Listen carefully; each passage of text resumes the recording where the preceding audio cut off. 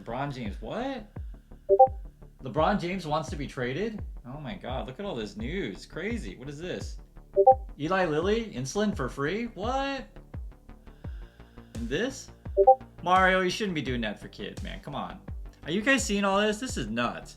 Hey everyone, this is Chris. Welcome back to the channel. So first I'll say is don't believe everything you see online, especially in today's world. It is a crazy world. In fact, I want to start with this. This is always a fun one. Take a look at this. So this is actually Twitter. We're looking at the Pope's official Twitter page. And yes, if you didn't know, the Pope does indeed have a Twitter. So this is a question for you guys. The Pope, he has 18.9 million followers, but he follows 9 people.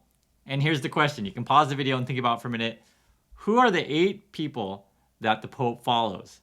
True story. Look at this. He's got 18.9 million followers and he follows 8 people. So who do you think are the 8 people that the Pope follows? So you can pause the video, write in the comments who are the 8 people. I'd love to hear your thoughts and stuff. Let's take a look first. I'll give you the answer.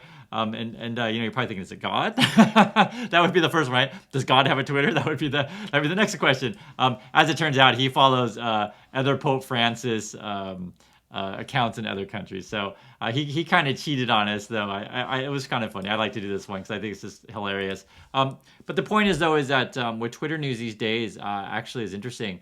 There's been a big problem with fake accounts. And it's been going on for years, but Elon said he was going to rub that out. In fact, he said that charging people $8 a month will make it so that people don't do fake accounts anymore. Unfortunately, it actually got to be worse because it made the fake accounts seem more real.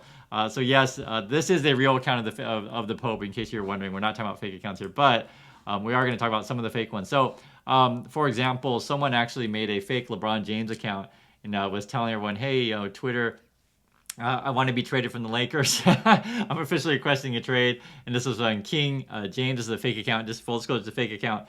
But this was a thing, anyone could get the blue check.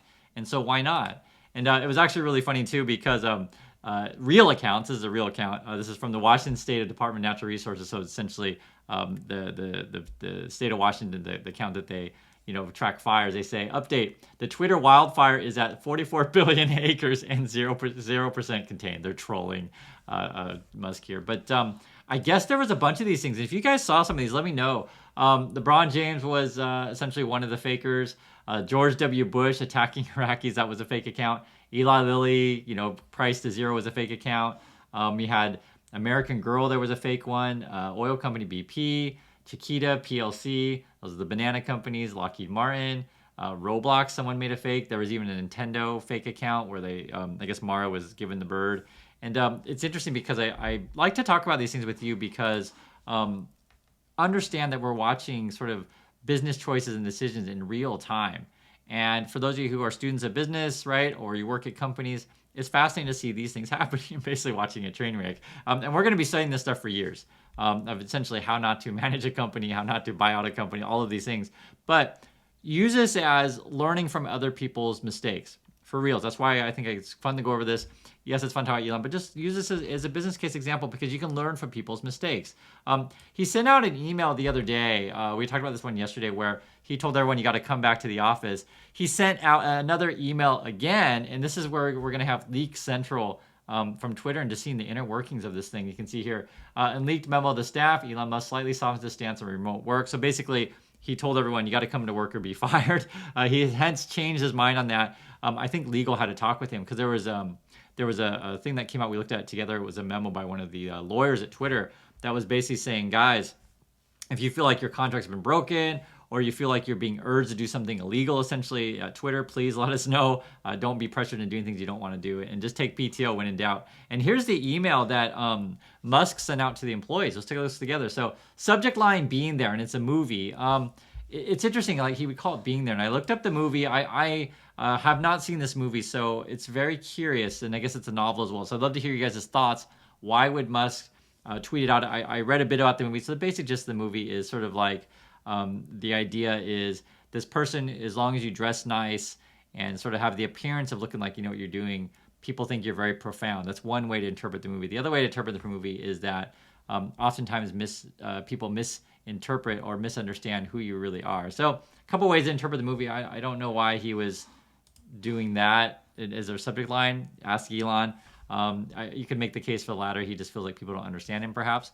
or he feel like he's an imposter. One of the two. Who knows? Anyway, so here's the email that he sent out.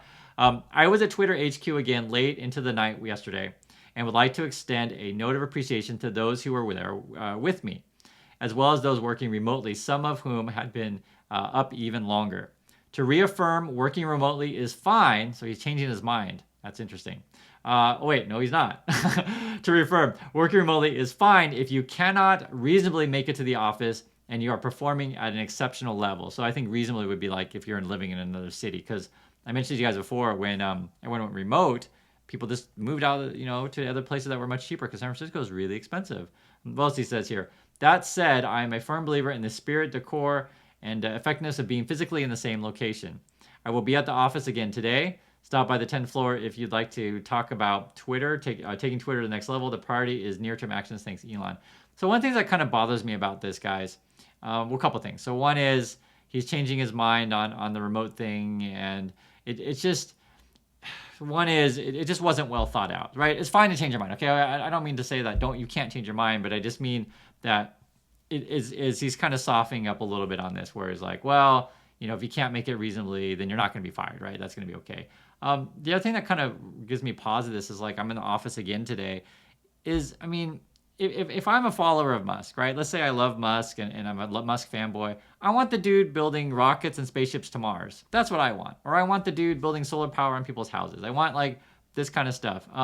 I get it. He's trying to pitch to everyone that, Twitter's going to save the world and Twitter's so great and this is the next great thing. But I want the guy to focus on what he was doing well. And for people out there who think he can do everything, you can't. It's just not possible. No matter how smart you are, no matter how great you are, you only can be at one place at one time, and at this time he's in Twitter's office. So the more time he spends in Twitter's office, the less time he's doing stuff that I would rather have Elon Musk doing. And I'm being really real in that. I admired the guy when he was building cars and solar panels and spaceships. I think that's cool.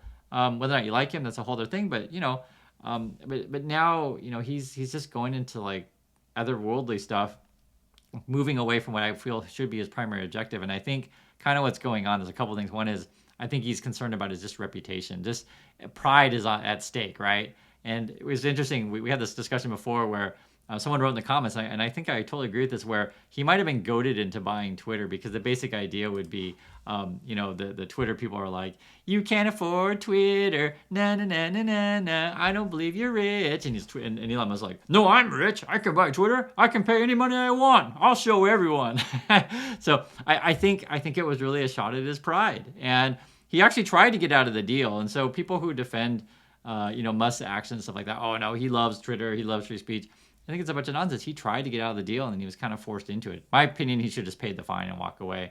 Interesting thing, though, I was looking at this, and someone was saying in this article here that if, in fact, Twitter does ever go bankrupt, because he was using the B word in the first meeting with Twitter employees, Musk would stand to lose $27 billion, like really a lot of money. It's really crazy, like how much money we're talking about here. The other thing is, too, is there was this other story that came out that I guess he's pissing off some of his lieutenants and stuff. We already know a bunch of executives quit. This story was about essentially he's messing with people's stock options. And when you're messing with people's stock options, people don't really like that. I'm sure you guys know you're messing with people's money and bank accounts and contracts. And I think a lot of this whole thing stems from, be it the email to tell people to come back to work, be it with people's stock options, be it telling people you have to work 24/7 sort of thing, is like I think it represents his respect for people. Or lack thereof. That's a better way to say it. And because, yes, you can admire Elon for his work and dedication, but this is something that Steve Jobs would do. And, I get it, guys. A lot of people think Steve Jobs is a hero and stuff. This is stuff that I teach in the classroom for years. You can admire a CEO's work and the product that they produce, but sometimes, making your employees, say, miss your kids' birthdays, or making your employees, miss their anniversaries, or making your employees like work so hard that they get physically sick, it's not a great thing. Yes, I get it. At the end of the day, you're like, oh my God, that's such a great product. But, there are ways you can do things ethically. And I really stress that. This is a different world that we live in today. People are used to working from home. After the pandemic, people really sort of like took a step back from their lives and say, you know what, the money's not worth it. I'd rather, take less money, work less, and enjoy my life more, spend more time with my family.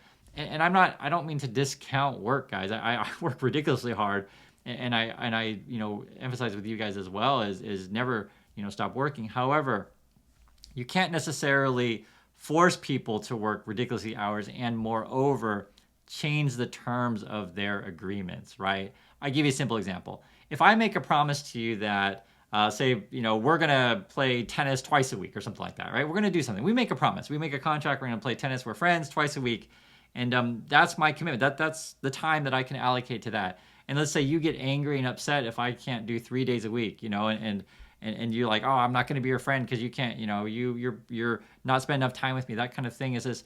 I'm sure you guys understand. Like, people have lives. You have to give lives to people. I think it's great, and I think it's wonderful when you're in a position where you're working hard to build a great product. And I preach working hard. I really do. But when you're sort of messing with people's lives, messing with their pay, messing with their, essentially the agreements that they had in mind, be it they moved to another city and now your boss is telling you to come back, right? Because you thought you could work more, or you have time commitments. Everyone, you guys, I'm sure, I hope you guys understand this. And so I think this really represents sort of, like I said, Musk's lack of respect for other people. And I get it, it's interesting. So for his fanboys, they really admire that he sleeps on the factory floor at the car factory, and that's his company. That's great, but not necessarily everyone needs to live that kind of thing. Or if you're messing with people's stock options, if they're not financially benefiting the same way that Musk is, meaning that Musk is exploiting other people for his riches, or exploiting other people in his relationships to make sure that he doesn't lose his $27 billion. You guys see where I'm kind of going with this? I just think this is part of what I ask you, just watching this discussion on this thing, is if you're going to manage other people, how do you balance respect for other people's time and also to trying to maintain your goal of creating a great business? His executive, team is like 5 people resigned. It was yesterday. We talked about this, and the big one was Yoel Roth, which is like essentially his right-hand man for a long time for revitalizing, Twitter's bot control and fake account control and stuff like that, left. I just think there's a huge exodus going on, and now with this sort of debacle with the whole, we're pausing the blue check thing because there's too many fake accounts. I just think he bit off more than he could chew, and I just really want to emphasize with you guys, this learning lesson here is, yes, it's great if you try to do, exciting things and be ambitious, but know your limits. Know your limits, because we're watching a spectacular meltdown of essentially the richest guy in the world. And easy come, easy go sometimes. So love to hear your thoughts on this thing. Did you know about these trolling accounts and this whole, blue check mark issue? And it's a really funny one. So thanks again for watching, and I'll catch you next video.